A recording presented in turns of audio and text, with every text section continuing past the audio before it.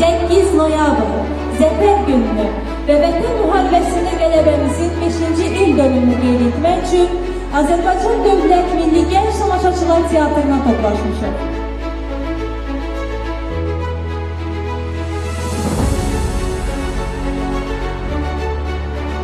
Gəlin, Vətən müharibəmizin tarixinə birgə nəzər salaq.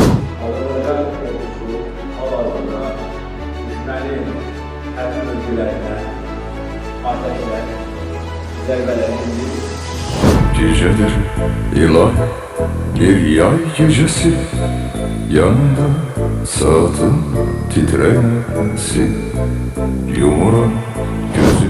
Vatan aşkı sırlarına koştum, tufana karşında dastana döndüm. Mənimlə fəxr edə bilərsən. Bizə burada yaxşı baxırlar. Yeməklərimiz də var, isti paltarlarımız da.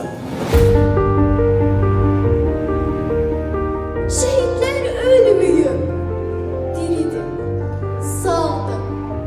Ağlama, ağlama, şehit anası.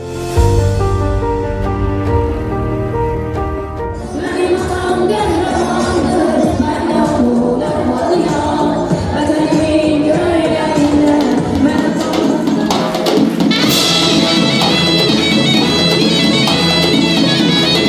Şuşa bizimdir.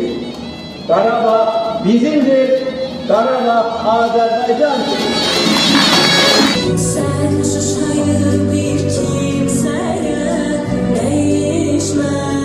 değişmezsin. Sen Şuşa'yı bir kimseye değişmezsin.